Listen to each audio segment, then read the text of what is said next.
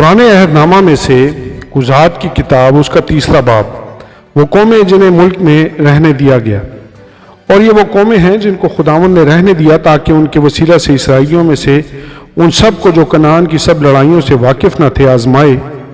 فقط مقصود یہ تھا کہ بنی اسرائیل کی نسل کے خاص کر ان لوگوں کو جو پہلے لڑنا نہیں جانتے تھے لڑائی سکھائی جائے تاکہ وہ واقف ہو جائیں، یعنی فلسطینیوں کے 500 سردار اور سب کنانی اور سیدانی اور کوہ بال اور ہرمون سے حماد کے مدخل تک کے سب حوی جو کوہ لبنان میں بستے تھے، یہ اس لیے تھے کہ ان کے وسیلہ سے اسرائیلی آزمائے جائیں تاکہ معلوم ہو جائے کہ وہ خداوند کے حکموں کو جو اس نے موسیٰ کی معرفت ان کے باپ دادا کو دیے تھے سنیں گے یا نہیں۔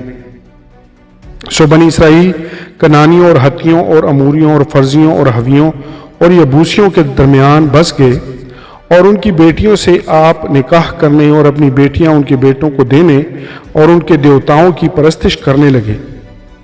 غتنییل اور بنی اسرائیل نے خداوند کے آگے بدی کی، اور خداوند اپنے خدا کو بھول کر بیلیم اور یسیریتوں کی پرستش کرنے لگے۔ اس لیے خداوند کا قہر اسرائیلیوں پر بھڑکا، اور اس نے ان کو مسوپتامیہ کے بادشاہ کوشن راساتین کے ہاتھ بھیج ڈالا۔ سو وہ 8 برس تک کوشن راساتین کے متعی رہے۔ اور جب بنی اسرائیل نے خداوند سے فریاد کی تو خداوند نے بنی اسرائیل کے لیے ایک رہائی دینے والے کو برپا کیا، اور کالب کے چھوٹے بھائی کنس کے بیٹے غتنییل نے ان کو چھڑایا، اور خداوند کی روح اس پر اتری اور وہ اسرائیل کا قاضی ہوا اور جنگ کے لیے نکلا۔ تب خداوند نے مسوپتامیہ کے بادشاہ کوشن راساتین کو اس کے ہاتھ میں کر دیا۔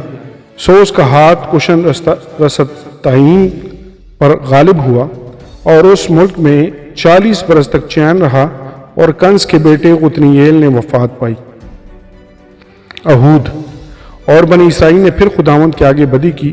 تب خداوند نے مواب کے بادشاہ اجلون کو اسرائیلیوں کے خلاف زور بخشا، اس لیے کہ انہوں نے خداوند کے آگے بدی کی تھی، اور اس نے بنی امون اور بنی امالیک کو اپنے ہاں جمع کیا اور جا کر اسرائیل کو مارا، اور انہوں نے کھجوروں کا شہر لے لیا۔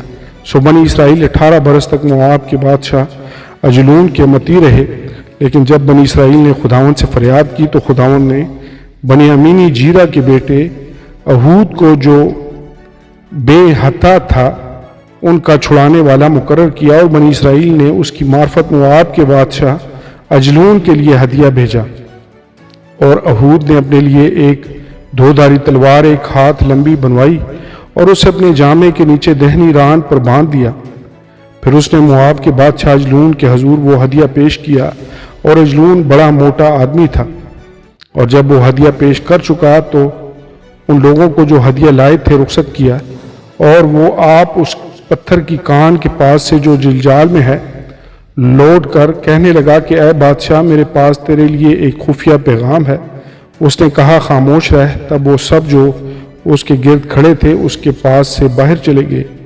پھر اہود اس کے پاس آیا۔ اس وقت وہ اپنے ہوادار بالا خانے میں اکیلا بیٹھا تھا۔ تب اہود نے کہا تیرے لیے میرے پاس خدا کی طرف سے ایک پیغام ہے۔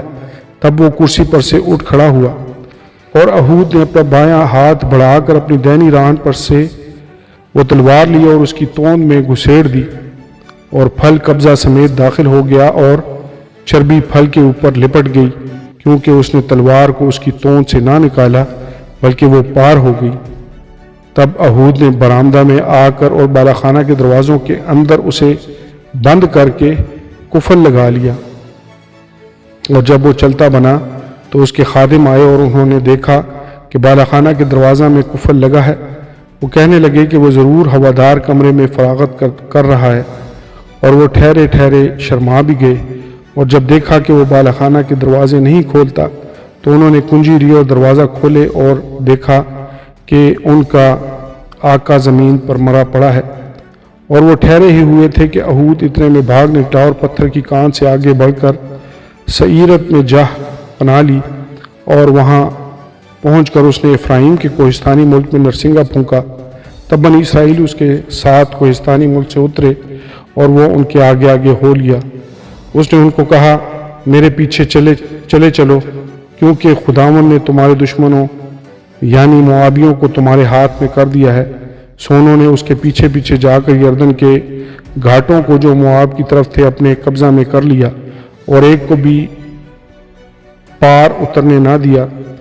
اس وقت انہوں نے مواب کے 10,000 مرد کے قریب جو سب کے سب موٹے تازہ اور بہادر تھے قتل کیے، اور ان میں سے ایک بھی نہ بچا۔